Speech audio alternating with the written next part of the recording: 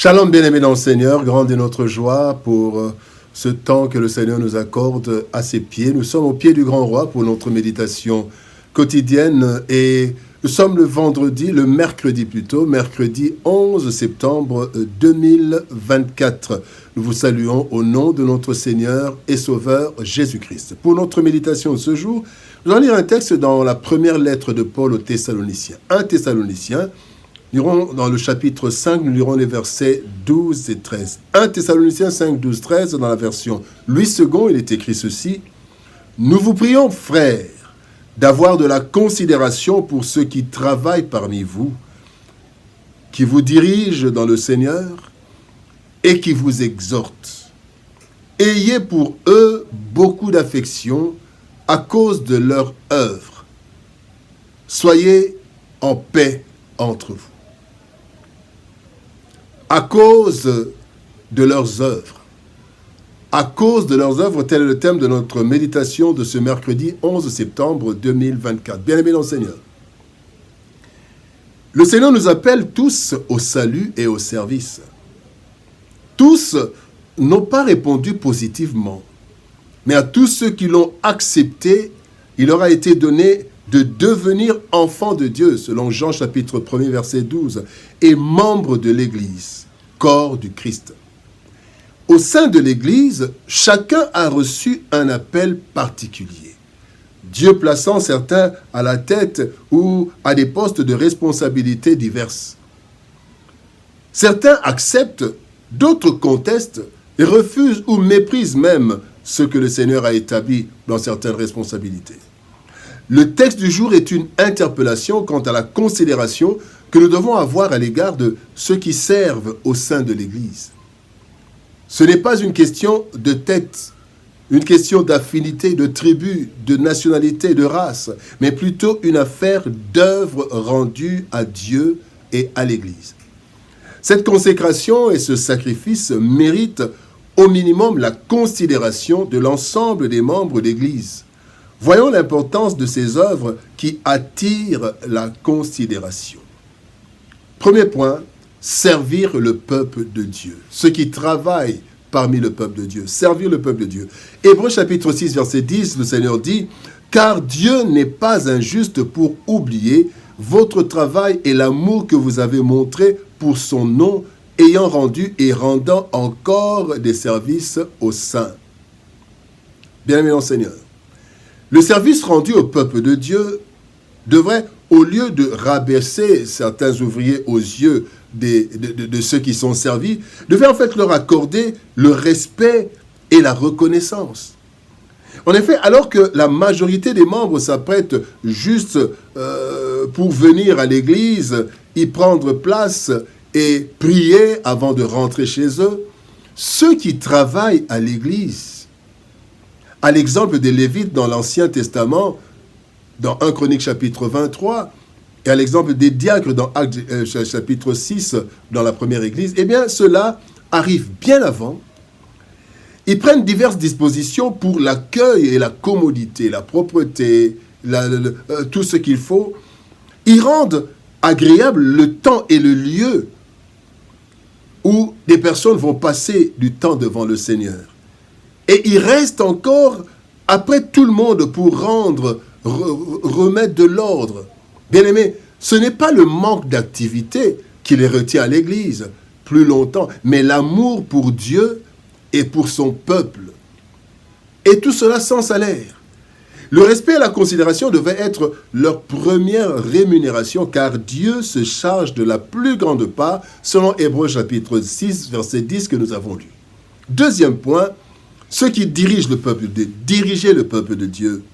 Jean chapitre 21, verset 16 nous dit, « Il lui dit une seconde fois, Simon, fils de Jonas, m'aimes-tu » Pierre lui répondit, « Oui Seigneur, tu sais que je t'aime. » Jésus lui dit, « Paie mes brebis. » Dieu, le parfait berger, a dirigé Israël dans le désert jusqu'à la terre promise, sans GPS, ni boussole. Le peuple racheté par le sang de Christ doit être dirigé vers de verts pâturages et près des eaux paisibles, selon le psaume 23. En ce temps, Dieu a donné à son peuple des bergers, regroupés dans plusieurs ministères, 5 particulièrement classiques, cités dans Éphésiens chapitre 4, versets 10 à 12. Il est dit que le Seigneur a donné les uns comme apôtres, les autres comme prophètes, les autres comme évangélistes, les autres comme pasteurs et docteurs pour le perfectionnement des saints. Bien-aimés dans le Seigneur. En fait, ces bergers, ces serviteurs et servantes font le travail de Dieu, car les brebis appartiennent à Dieu et non aux leaders d'église. Les brebis n'appartiennent pas aux pasteurs, pas aux apôtres, appartiennent à Dieu, et ces bergers font le travail de Dieu. Ils sont appelés à paître le troupeau de Dieu, et ils en rendront compte, selon Hébreux chapitre 13, verset 17, qui dit « Obéissez à vos conducteurs et ayez pour eux de la déférence, car ils veillent sur vos âmes, comme devant en rendre compte. » Ils en rendront compte, bien-aimés. Ils travaillent pour le compte de Dieu. Bien-aimés. Alors il faut les honorer afin qu'ils le fassent avec joie et non en gémissant. La Bible termine par dire « ceux qui ne vous seraient d'aucun avantage ». Bien-aimés, honorez ceux qui dirigent, les considérer. 3. Ceux qui édifient le peuple de Dieu par la parole. Édifier le peuple de Dieu par la parole. Matthieu 24, 45 nous dit « Quel est donc le serviteur fidèle et prudent que son maître a établi sur ses gens pour leur donner la nourriture au temps convenable ?» La nourriture au temps convenable, particulièrement la parole de Dieu, cette nourriture spirituelle. Bien-aimés, ayant acquis une nouvelle identité et une nouvelle vie, le chrétien a vécu dans le monde comme s'il appartenait au monde alors qu'il n'appartient pas au monde. Et le chrétien y a acquis des habitudes par héritage de la vaine manière. Selon 1 Pierre, chapitre 1er, verset 18, il est dit « Vous avez été rachetés de la vaine manière de vivre que vous avez hérité de vos pères. » Alors, dès la naissance, dès la nouvelle naissance, le Seigneur met à la disposition de son peuple converti sa parole, qui doit lui être enseignée pour son édification et sa croissance, selon Éphésiens chapitre 4, versets 12 à 14. Et tout cela afin que ce peuple parvienne, 1, à l'unité de la foi et de la connaissance du Fils de Dieu, que ce peuple parvienne à l'état d'homme fait, qu'il parvienne à la mesure de la stature parfaite de Christ. Et cela pour ne pas flotter, être emporté à tout vent de doctrine par la tromperie des hommes, par leur ruse dans les moyens de la séduction. Bien-aimés, voici le travail de ceux qui enseignent la parole de Dieu. Édifier, fortifier le peuple de Dieu, afin que le peuple de Dieu ne soit pas emporté par les doctrines trompeuses. Comment ne pas avoir de la considération pour ces prédicateurs de la parole de Dieu, bien-aimés, à cause de leurs œuvres?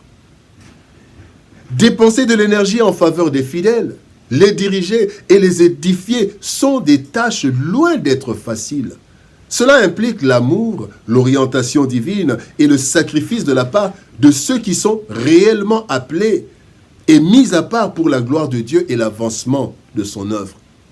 En retour de cela, bien-aimés, en dehors de la bénédiction directe du Seigneur, le peuple de Dieu est appelé à avoir de la considération pour les serviteurs et servantes, non par fanatisme, non par affinité, mais par reconnaissance de leurs œuvres qui contribuent à notre édification. Bien-aimés, honorons les serviteurs de Dieu au milieu de nous. Prions. Père de gloire, nous te bénissons et te rendons grâce pour ton amour et ta bonté. Seigneur, merci parce que tu as donné à ton peuple des hommes et des femmes pour le servir. Et parfois, Seigneur, de gloire à ton peuple, au lieu d'honorer ton peuple, méprise et méconnaisse, Seigneur, de gloire les services. Aide ton peuple, aide-nous à reconnaître, Seigneur, à avoir de la considération pour ceux qui travaillent au milieu de nous, pour ceux qui nous dirigent, pour ceux qui nous enseignent ta parole. Parce que, Seigneur, de gloire, ils font ton travail. Tu les as envoyés, c'est en ton nom qu'ils sont là, pour nous aider, pour nous édifier, pour que ton œuvre aille de l'avant.